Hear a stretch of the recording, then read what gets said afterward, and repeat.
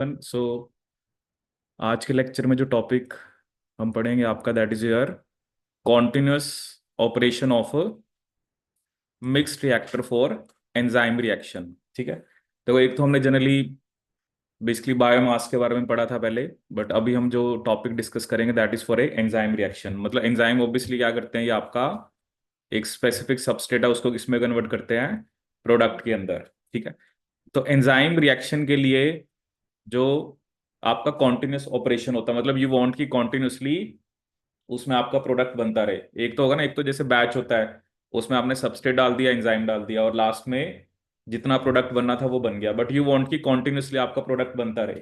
ठीक है, जैसे हमने पहले जो पढ़ा था कॉन्टिन्यूस, वो किस कॉन्टेक्स्ट में पढ़ा था आपका, बायोमास, कि we want to keep cells in the exponential और लॉग फेज। हम उसको किस में रखना चाहते हैं, एक्सपोनेंशियल और लॉग फेज में। ठीक है, अब देखिए इसमें देखते हैं कि बेसिकली इसकी जो इक्वेशन है वो क्या बनती है। ठीक है, और इस पे बेस्ड जो क्वेश्चन है वो भी हम डिस्कस करेंगे।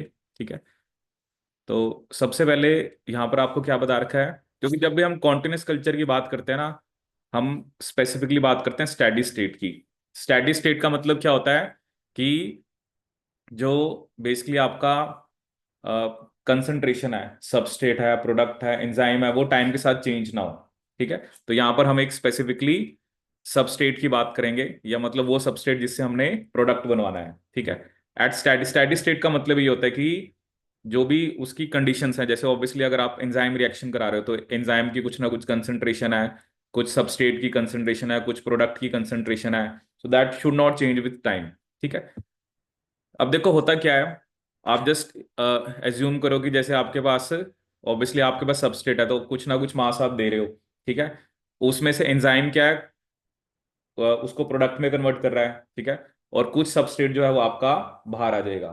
ठीक है, क्योंकि कॉन्टिन्यूसली आप कर रहे हो ना, आपके पास जैसे हमने कॉन्टिन्यूस कल्चर में कहा था कि जो वॉल्यूम है वो बेसिकली हमारी टाइम के साथ चेंज नहीं होनी चाहिए। ठीक है, जैसे आपके पास एक स्पेसिफिक फर्मेंटर है, ऑब्वियसली अलग अलग साइज के होते हैं, जैसे आपने कह दिया 500 लीटर का है। ठीक है, तो ऑब्वियसली आप सबस्ट्रेट दे रहे हो।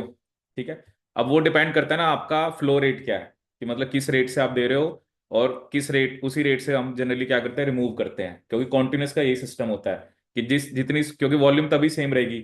अगर आपने 10 लीटर 1 मिनट में दिया है तो 10 लीटर आपको रिमूव भी करना पड़ेगा। ठीक है, तो होगा क्या ना, जब आप दे तो मेनली सबस्ट्रेट ही रहे हो, बट जो बाहर आ रहा है वो तो अब एंजाइम के ऊपर है कि एंजाइम ने कितना सबस्ट्रेट प्रोडक्ट में कन्वर्ट किया है। तो जब आप बाहर निकाल रहे हो तो उसमें कुछ ना कुछ सबस्ट्रेट भी बाहर आ रहा है। ठीक है, अब इसको ध्यान से समझना क्या होता है।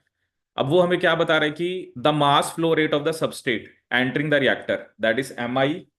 ठीक है, मतलब ये मास है। ठीक है, और इज इक्वल टू FSI, मतलब flow rate into the substrate concentration. ठीक है, देखो स्टैटिक स्टेट की ना मैंने आपको इक्वेशन बताई थी। ठीक है, वो इक्वेशन क्या थी आपकी, दैट वाज योर, जनरली जो इक्वेशन एक होती है ये हमेशा आपने याद रखनी है, मास इन माइनस मास आउट। ठीक है, अगर तो कुछ कंजप्शन हो रही है तो that will be your minus rate of consumption plus rate of generation, that should be equal to mass, अगर कुछ एक्यूमुलेट हो रहा है तो। ठीक है, तो जनरली अभी जो हम रिएक्शन पढ़ रहे हैं उसमें मास एक्यूमुलेशन तो जीरो है, क्योंकि कुछ मास एक्यूमुलेट नहीं हो रहा। आप जितना मास दे रहे हो उसमें से एंजाइम कुछ को प्रोडक्ट में कन्वर्ट कर रहा है और बाकी बाहर आ रहा है, तो एक्यूमुलेशन की तो यहां पर हम बात नहीं करेंगे, तो एक्यूमुलेट तो नहीं हो रहा है। ठीक है, अब रेट ऑफ जनरेशन भी नहीं हो रहा। ठीक है, क्योंकि आप ये तो नहीं कह रहे ना, आपने जो सबस्ट्रेट दिया है कुछ उसके अंदर बन तो रहा नहीं है, वो तो जो आपने सबस्ट्रेट दिया है उसमें से कुछ एंजाइम ने कंज्यूम कर लिया और कुछ मास बाहर आ गया। जैसे सिंपल सी बात समझे, आपने फॉर एग्जांपल 100 सबस्ट्रेट के मॉलिक्यूल दिए। ठीक है, वो डिपेंड करता है ना आप किस स्पीड से दे रहे हो। अब उतने, मतलब जो एंजाइम उसके अंदर है, फॉर एग्जांपल उसने 60 सबस्ट्रेट से प्रोडक्ट बना दिए। ठीक है, 100 में से 60 सबस्ट्रेट से प्रोडक्ट बना दिए, तो आपके पास सबस्ट्रेट अब कितने रह गए, 40, और ये मान लो बाहर आ गया। ठीक है, ये भी आपको क्लियर हो जाएगा। तो इसमें क्या हो रहा है, 60 सबस्ट्रेट मतलब आपके कंज्यूम हो गए, तभी तो 60 प्रोडक्ट बने हैं। ठीक है, और 40 आपके बाहर आ गए।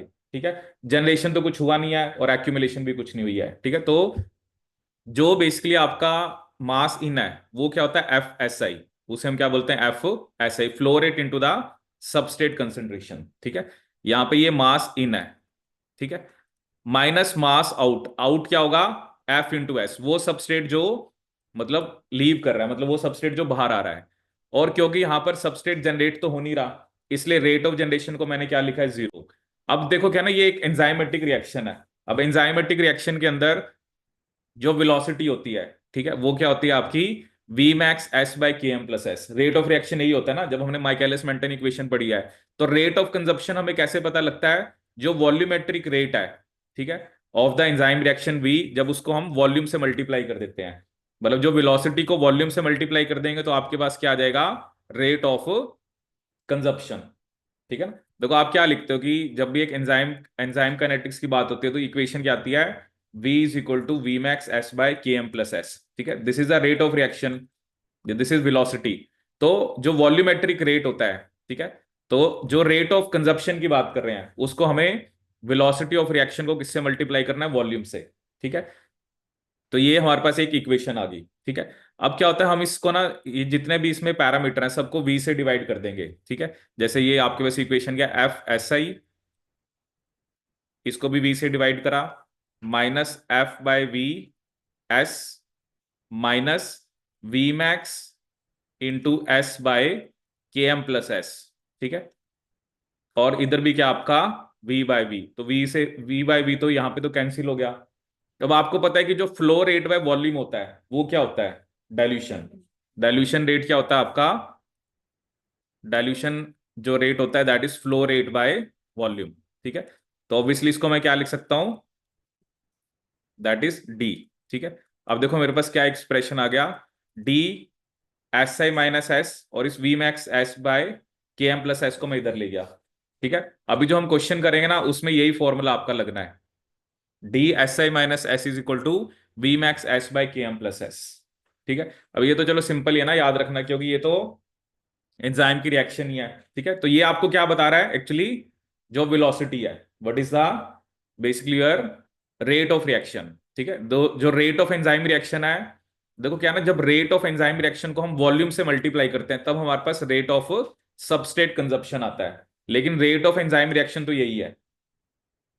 ठीक है, तो ये आपको, क्योंकि हम एक रिएक्टर की बात करें ना, कितना सबस्ट्रेट उसमें आ रहा है, कितना बाहर जा रहा है, और कितना कंज्यूम हो रहा है। कंजप्शन का मतलब क्या है कि वो सबस्ट्रेट जो किसमें कन्वर्ट हो गया, आपका प्रोडक्ट के अंदर। ठीक है, अभी जो दोनों क्वेश्चन करेंगे उसमें हम इसी फॉर्मूला पे बेस्ड करेंगे। ठीक है,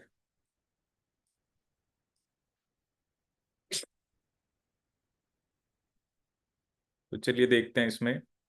अब देखो क्या है, for reactions with free enzyme, जब आपका एंजाइम फ्री है, मतलब इट इज नॉट इमोबिलाइज्ड, तो उस केस में जो एंजाइम होता है ना, जब आप प्रोडक्ट को निकाल रहे हो, क्योंकि इसमें तो कॉन्टिन्यूसली चल रहा है, तो प्रोडक्ट के साथ कुछ ना कुछ एंजाइम भी निकलेगा।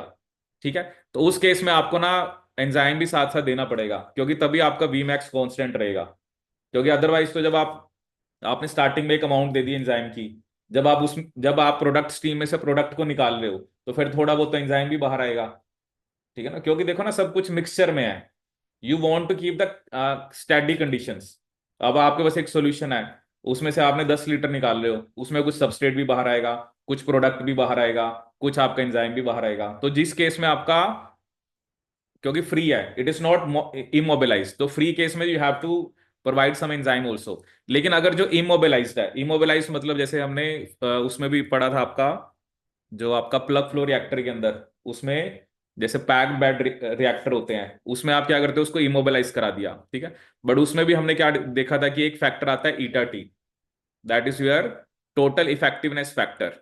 ठीक है, तो बाकी सब चीजें तो सेम है, बट हमें एक स्पेसिफिक फैक्टर इंट्रोड्यूस कराना पड़ता है, दैट इज योर, जो कि क्योंकि वो इमोबिलाइज है, that must be modified for mass transfer effect. ठीक है, क्योंकि अब एंजाइम इमोबिलाइज है, तो कितना सबस्ट्रेट जो है वो बेसिकली आपका, या जो एंजाइम है वो कितने सबस्ट्रेट को प्रोडक्ट में कन्वर्ट कर पा रहा है।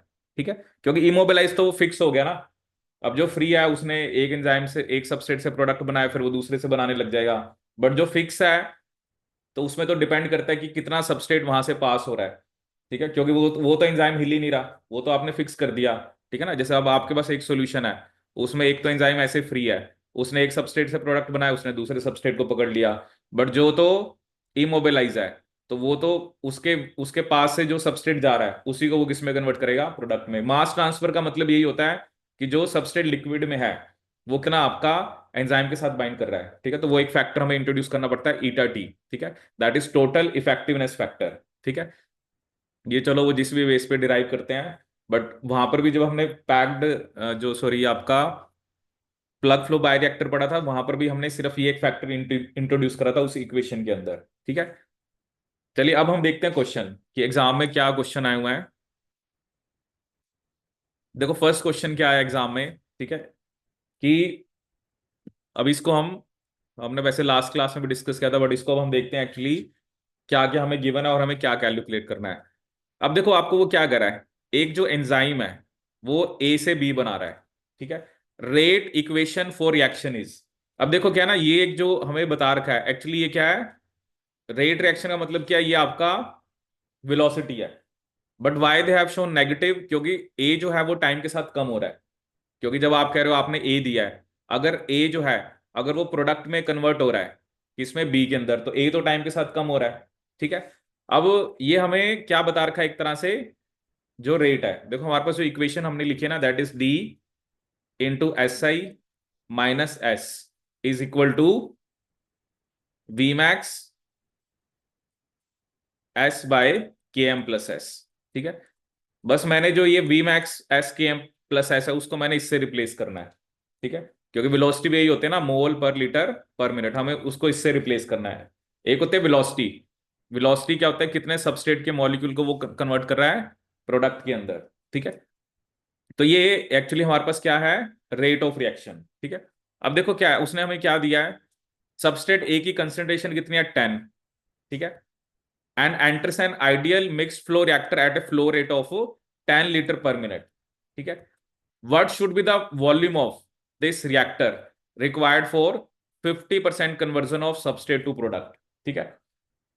अब देखो आपको क्या पता है कि वॉल्यूम, जनरली हमारे पास जो फॉर्मूला होता है that is dilution rate is equal to flow rate by volume, ठीक है। तो आपको वॉल्यूम निकालनी है, ठीक है। फ्लो रेट आपको गिवन है कितना, 10 लीटर, ठीक है। फ्लो रेट तो हमें गिवन है कि dilution is equal to 10/V, लेकिन मुझे क्या नहीं पता है, डाइल्यूशन रेट नहीं पता, ठीक है। अब देखो उसको हम कैसे कैलकुलेट करेंगे। अब आप ये देखो कि अगर आपने 50%, जैसे अगर आपके पास 10 है, ठीक है, तो अगर आपके पास पहले 10 मोल पर लीटर क्या है, ए, ठीक है, और आप कह रहे हो कि उसमें से 50%, 50% का मतलब क्या है कि जो 5 मोल है पर पर लीटर वो किसमें कन्वर्ट हो जाए, बी में। 50% कन्वर्जन का तो ये मतलब हुआ ना। अब आपके पास ए कितना रह गया, 5, ठीक है। तो ये जो सी है ना, ये ए की कंसेंट्रेशन है, जो ए तो बी में कन्वर्ट हो गया वो तो बी हो गया ना। अब हमें हमारे पास ए कितना रह गया, ए कितना रह गया, 5, ठीक है। अब देखो यहां पर आपने डाइल्यूशन रेट हमें कैलकुलेट करना है, ऐसे ही हमने कितना दिया, 10। ऑब्वियसली अगर आप कह रहे हो कि 50% कन्वर्जन है तो कितना बाहर आ रहा है, 5, क्योंकि 5 ही बच गया ना, क्योंकि 5 तो बी में कन्वर्ट हो गया। और ये जो सी है ये भी कितना होगा आपका, 5/5 + 5, ठीक है।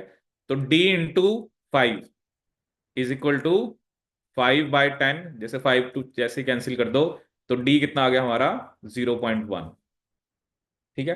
अब आपको डाइल्यूशन आ गया 0.1, ये 10/V, तो वॉल्यूम कितना आएगा, volume is equal to 10/0.1 which comes out to be 100 litre. Actually ये सी ए पता है वो कंसेंट्रेशन है जो बेसिकली एक ही बच गई। मतलब बाकी तो देखो क्या ना, आपके पास जब आपने कहा कि 10 मोल है तो 5 तो बी बन गए, तो ए कितना रह गया, तो ये वो कंसेंट्रेशन आपने लिखनी है।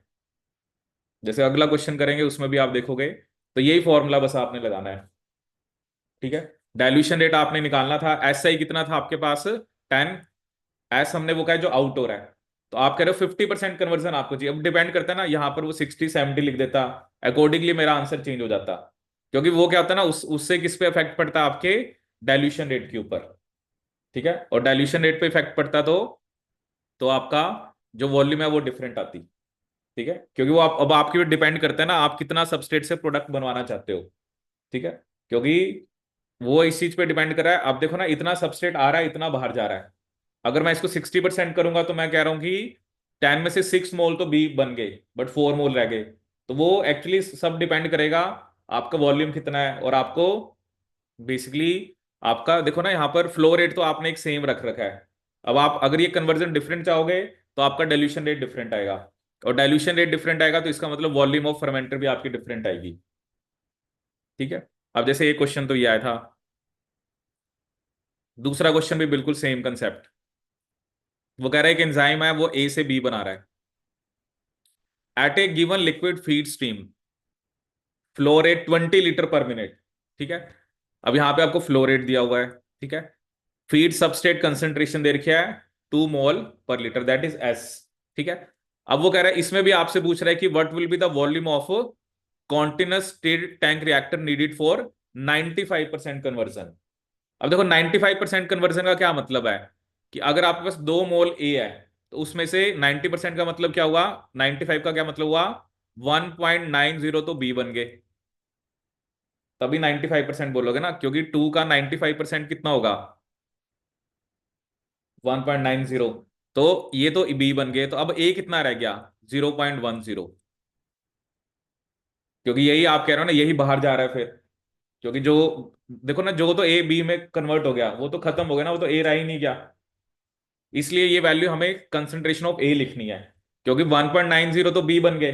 ठीक है। अब वही सेम फॉर्मूला, डी एस आई कितना था हमारे पास, 2, एस जो बाहर आ रहा है वो कितना आ रहा है, 0.1। ठीक है। इज इक्वल टू 0.1 इंटू सी ए कितना रह गया, 0.1 डिवाइडेड बाय 1 प्लस 0.5 इंटू 0.1। ठीक है। तो ये कितना है, डी इंटू 1.9। ठीक है। और इसको जब हम सॉल्व करेंगे, क्योंकि ये आपके पास जो वैल्यू आई है दैट इज, मतलब 0.1 इंटू 0.1 है, और इसको किससे डिवाइड करना है आपको, दैट इज, क्योंकि ये 1 पॉइंट कितना हो जाएगा आपका, क्योंकि 1 प्लस ये आएगा 0.05, सो इट शुड बी 1.05। तो इसको अगर हम डिवाइड करें किससे, 1.05 से, मतलब 0.01 को मैंने डिवाइड किया 1.05 से, तो ये आ रहा है आपके पास 0.00952। ठीक है। और इसको फॉर एग्जाम्पल हमने किससे डिवाइड करना है, 1.9 से।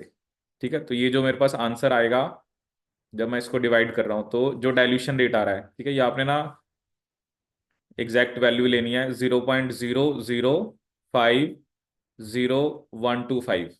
ठीक है। तो ये डाइल्यूशन रेट आ गया। ठीक है। अब देखो ना यहाँ पे कितना फर्क है, वहां पर डाइल्यूशन रेट था आपका, जो पिछला क्वेश्चन था वो डिपेंड करेगा ना आपका कितना सबस्ट्रेट है, कितना आप रिएक्शन कराना चाहते हो, उसके हिसाब से आपका डाइल्यूशन रेट आएगा। अब डाइल्यूशन रेट क्या होता है, फ्लो बाय वॉल्यूम। वॉल्यूम मैंने निकालनी है, फ्लो रेट कितना गिवन है, 25। और अगर मैं अब डिवाइड करूंगा 25 को,